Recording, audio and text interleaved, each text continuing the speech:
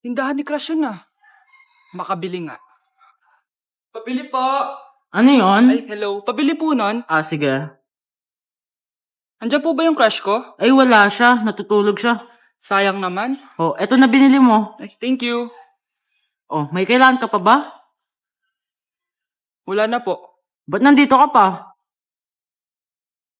Di naman po natutulog yung crush ko eh. Kulit mo naman. Natutulog nga siya. Paanong tulog? Eh, gising nga siya. Ayan o, nanonood siya. Lalambingin kita alagaan, ikaw lang ang tatabihan. Anak! Yes po, Nay? Aalis ako ah! Please lang! Maglinis ka ng bahay ah! Si Nanay, ang dami-daming utos. Aba, may sinasabi ka? Wala po, Nay. Maglilinis po ako. O sige, bye anak! Yes, makakapaglaro na ako. Few moments later. Hello po, Nay? Hello anak, nasa gate na ako. Naglinis ka na ba ng bahay? Opo, Nay. Siguraduhin mo lang. Patay! Maglilinis na ako! Nasaan yung walis? Nasaan na ba yun? Nasaan na yung walis? Anak? Nay! Anak, ano itong nakikita ko? Ba't ang dumi ng bahay? Nay! I can explain!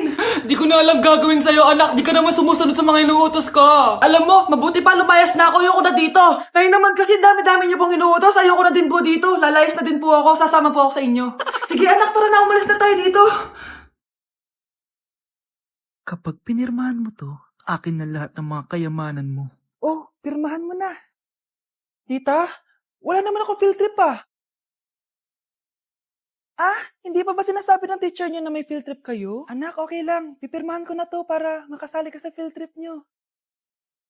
Walang iya ka talaga, Rosa. Wala ka talagang titira sa akin, ha? Manda ka talaga sa akin. Mabilis ka talagang utuin, Susan. Salamat, Mare.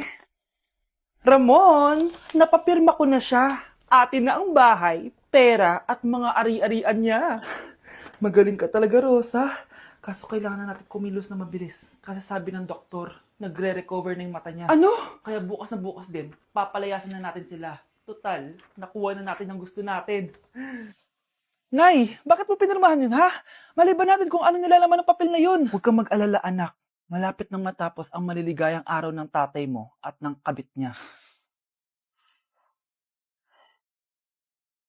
Tita, bakit may dala kang maleta? Aba, syempre. Lilipat na ako dito sa bago kong bahay. Ano?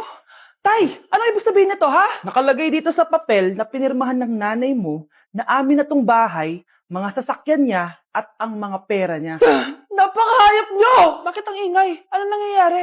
Nay, kinuha na nila lahat sa atin! Ayan, magsama kayo mag-ina. Ngayong nasa amin na ang lahat, pwede na kayong lumayas. Ramon, magsa-celebrate tayo, ha?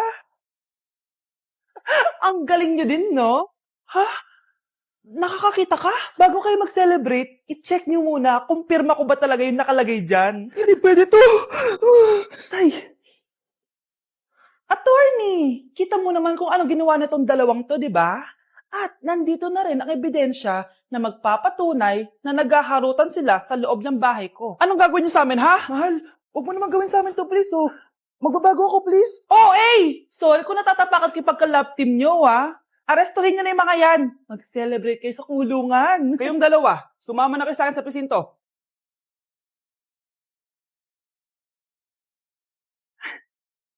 Kyle, anak, uuwi yung mga kapatid mo. Talaga, Nay? Tagal kong hinintay ito. Grabe, akala ko nakalimutan na nila tayo kasi successful na sila eh. Miss ko na sila. Tagal na din nung last na pumunta sila dito. O sige na anak, hintayin mo sila sa labas ha. Maghahanda lang ako ng kakainin natin mamaya. Uy, Kyle, balita ko, uuwi yung mga kapatid mo ah. Opo tita. Paano niyo po nalaman? Basta! Siguro proud yung nanay mo kasi successful yung mga anak niya, no? Oo naman, tita. Nagbunga lahat ng paghihirap ni nanay sa kanila. Deserve nyo yan. Malapit nyo nang malaman ng totoo. Walang sikretong hindi nabubunyag. Pasok na po ako, tita. Sige.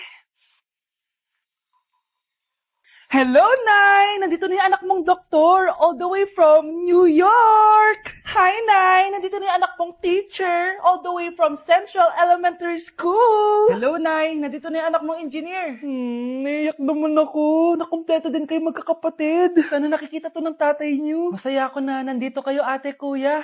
Sana maging successful din ako na kagaya niyo. O siya na, kumain na kayo ha. Galing pa kayo sa malalayo eh. Wow naman, Mare. Bigatin na yung mga anak mo. Saya-saya. Oo naman, Mare. Ilang taon din akong kumayod para mapagtapos lang sila. Pero worth it naman, di ba? Teka, Mare, para mas masaya, may kailangan kang malaman. Oh, eto. Ha? Ano to, Mare?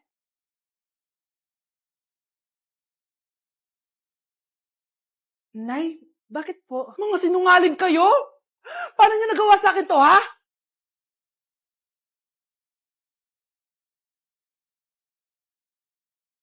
Guys, hindi ako totoo. AI lang ako. Hinahabol ako ng zombie ngayon. Chat, ano ba? Wala ka na ba magawa? Hi, guys! Nandito ako sa space ngayon. Ayoko na dyan sa Earth. Marami kasi akong utang dyan. Alam mo bang AI ka? Hala, hindi ah. Nagbabayad ako ng renta. Nasa stress ako. Wala akong ipon. Hala, tao to. Kakagising ko nga lang pala mga mare. Charot lang, kanina pa ako gising. Habang tumatae nga pala ako mga mare, bigla ako may naisip ng pagkakakitaan. Kaya naman nagpahatid na ako mga mare sa malapit na grocery sa amin. Bagong-bago nga pala itong naisip ko mga mare at wala pa nakakagawa nito. Bumili na nga ako ng mga kakailanganin ko mga mare para hindi tayo maubusan ng stocks mamaya. Pagka uwi ko nga, inumpisan ko na agad magluto mga mare. Para naman marami tayong kitain ngayong araw. Wala talagang lugi dito sa small business na naisip ko. Dahil sa isang pack na to, 200 orders na ang magagawa ko dito mga mare. Kakaiba talaga tong fries ko mga mare. Dahil sinigang powder ang nilagay ko dito mga mare. Ito nga pala yung 70 pesos mga mare. Sobrang sulit na talaga. Sa sobrang mura nga nito mga mare, nanganganib pa ako malugi. Pero hindi na importante yun mga mare, basta marami tayong customer. Nakakatakam nga tong sinigang fries natin mga mare, for sure dadayuhin to. Hindi na talaga nakapaghintay ang mga customers natin mga mare. Kita niyo naman sa mga mukha ng mga customers natin mga mare na masaya sila. Sobrang nagustuhan nga nila yung sinigang fries natin mga mare. Babalik-balikan daw nila to. Ang saya pala kumita mga mare, lalo na't galing sa dugot pawis. Hala, iba na section ko. Saan yung section 1? Ba't napunta ako dito? Ito na ba yung section 1? Good afternoon, everyone, especially to all of the panelists, advisors, and especially to our co-researchers who attend this virtual conversation. So, good afternoon, everyone. Namamatay ng dahil sa iyo, ma'am. Ibig sabihin ko nito ay kabayanihan ng mga Pilipino na isinakripisyo ang kanilang buhay para sa kalayaan ng ating bansang Pilipinas. Huwag lang tayo puro salita! Dapat ipinapakita din natin sa ating ginagawa! Ikaw, bago ka lang dito, di ba? What is the biggest mistake? Ma'am, the biggest beef stick. Anong beef stick, ha? Alis na ako dito. Oh, bakit may pera na naman dito? Pinamigay ko rin ibang pera kahapon, Kakainis naman. Ma'am, may delivery po kayo. Oh, ano to?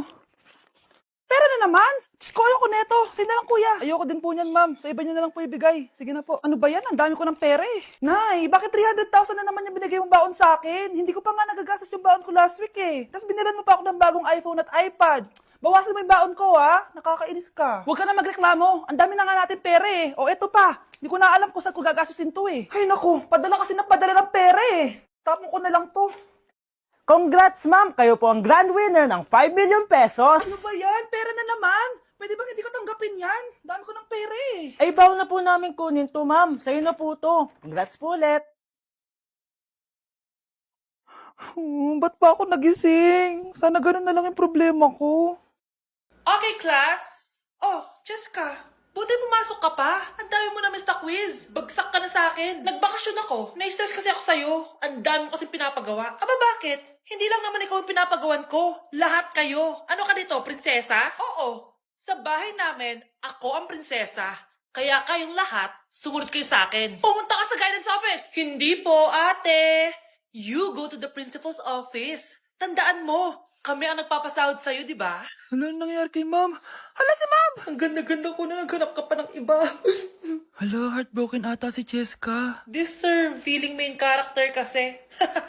Tumatawa ka? Masaya kayo, ha? Kapag heartbroken ako, bawal maging masaya. Eh ano naman kung heartbroken ka? Pakinamin. Oh, come on, Samantha. Hindi mo pa naman na-experience sa magka-jowa. Kasi walang nagkakagusto sa mukhang yan. Hi! Ako pala si Scarlett. Bago lang ako dito. Oh, pake ko. Tsaka tanggal mo nga yung makeup mo. Dapat ako lang yung maganda dito sa school. Sino ka ba para utusan ako? Feeling main character? Kadiri? Anong sabi mo? Mag-sorry ka sa akin! Sorry! Not sorry. Tsaka mukhang asin kapag may ibubuga ka na. Nakahanap din ng katapat si Cheska. Walang yatong babaeng to. Ako ang main character dito sa school. Bye! Humanda ka sa akin.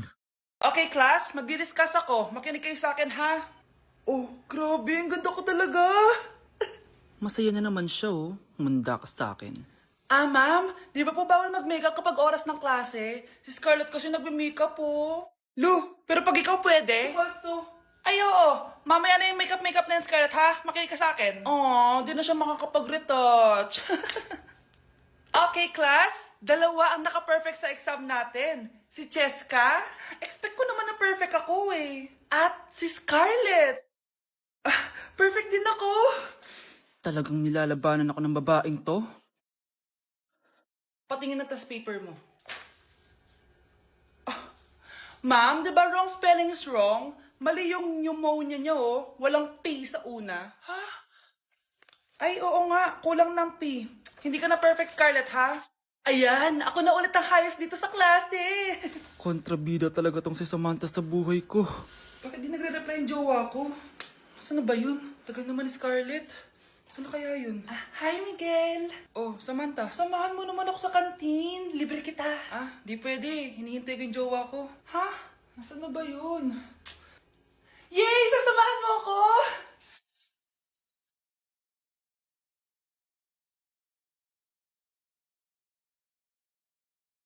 Ha? Wala naman ako sinabi! Scarlett? Mainis ka lang, dapat lang sa'yo. Lahat na lang kinukuha sa akin ni Samantha. Ibubunyag ko na yung sikreto ng pamilya niyo. Anak, sigurado ka na bang itutuloy mo yung pagpunta mo sa ibang bansa? Huwag ka na malungkot, Nay. Kailangan ko magtrabaho doon. Para sa inyo ni Kyle. Ate, mamimiss ka namin. Basta anak ha, palagi kang mag-iingat doon. Kapag inaabuso ka nila, tawagan mo lang ako. Ano ka ba, Nay? Think positive lang tayo, ha? Sige na, baka malate pa ako sa flight ko. Bye-bye na, mamimiss ko kayo. Bye, anak. Nay, tumatawag si ate. Talaga? Hello, anak. Kamusta ka na? Nay, nakuha ko na sweldo ko. Nagpadala pala ako sa inyo, ha? Kumain kayo sa labas. Salamat sa binigay mo, anak, ha? Okay ka lang ba? Kapag may problema ka, tumawag ka lang, ha? Opo, Nay. Mababait yung mga amo ko. Huwag ka mag-alala. Nay, may pinadala si ate, oh. Nakamaleta pa. Surprise, Nay! Mga damit at sapatos yan para sa inyo. Siyempre, may chocolate din. Naku, anak, nag-abala ka pa. Pero salamat, ha? Sana inipon mo na lang yung pinanggas mo dito. Okay lang, Nay. Tinaasan nga nila yung sweldo ko kasi magaling daw ako maglinis ng bahay. Sige, anak. Galingan mo palalo, ha? Wow, ang daming laman! Bakit di sumasagot si Scarlett? Baka busy. Anak, tumawag na ba ate mo? Ilang araw na siyang di tumatawag ah. Nay, may tumatawag. Ay, salamat sa Diyos, tumawag na. Hello anak. Nay, may pinadala ulit sa ate. Ang bigat. Ano? Anong nawawala? Ano kaya naman nito? Hello? Hello?